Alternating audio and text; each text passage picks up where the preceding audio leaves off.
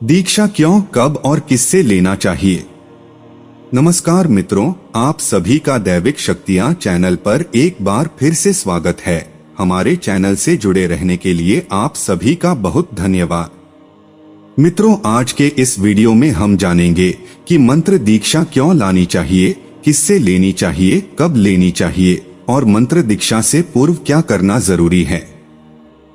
चलिए दीक्षा से संबंधित बहुत महत्वपूर्ण बातों को जानते हैं। मित्रों, धर्मानुसार दिशाहीन जीवन को दिशा देना ही दीक्षा है। दीक्षा एक शपथ, एक अनुबंध और एक संकल्प है।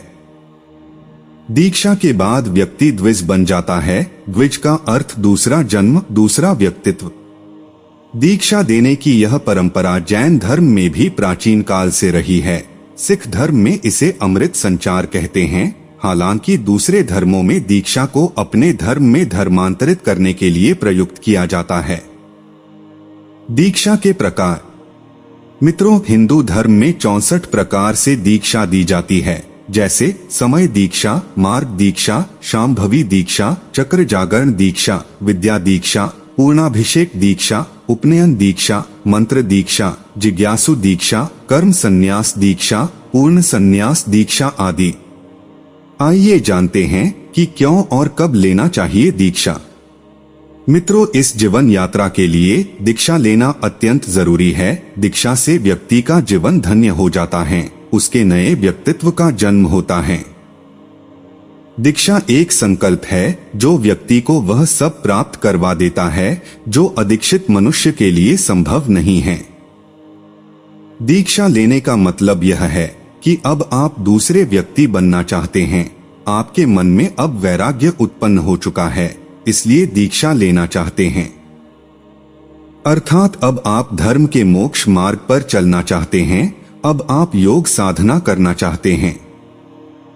अक्सर लोग वानप्रस्थ काल में दीक्षा लेते हैं। दीक्षा देना और लेना एक बहुत ही पवित्र कार्य है। इसकी गंभीरता को समझना चाहिए।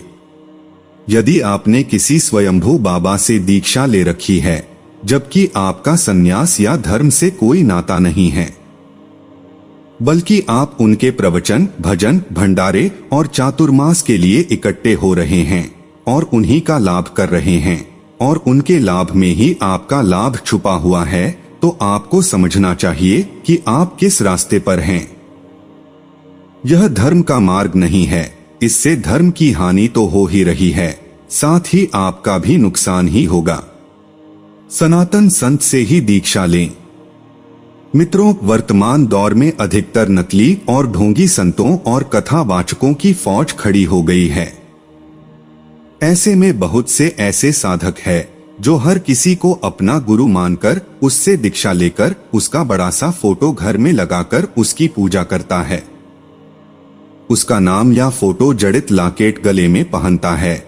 यह धर्म का अपमान और पतन ही माना जाएगा।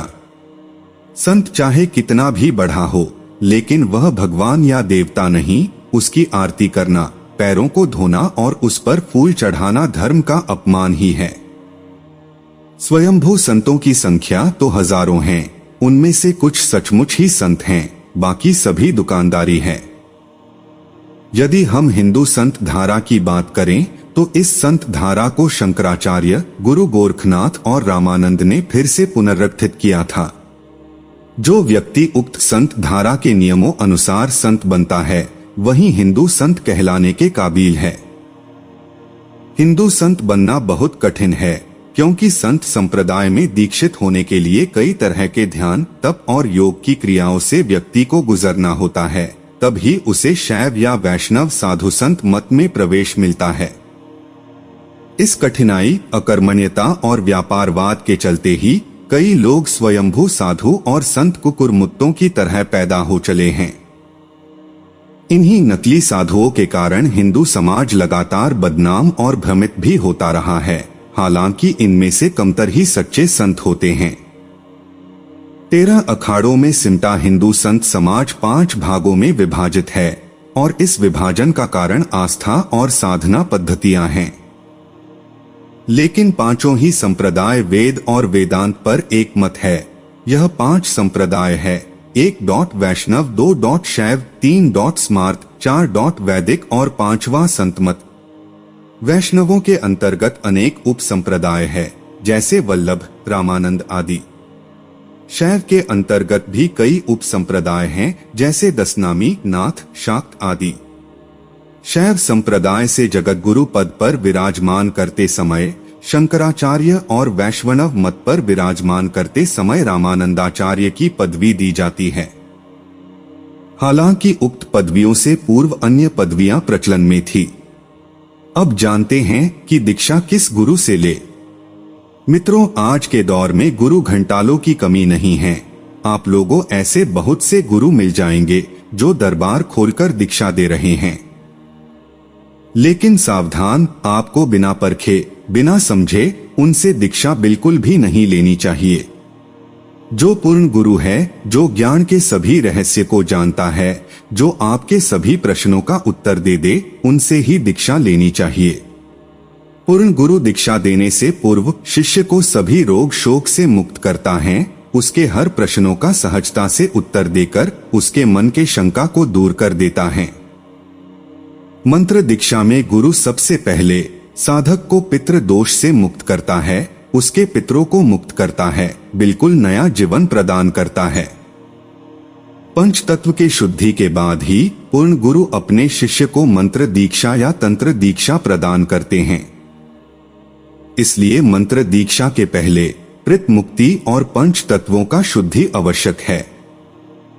जब आप पूर्ण गुरु से दीक्षा लेता हैं, तो आप एक नए जीवन का शुरुआत करते हैं।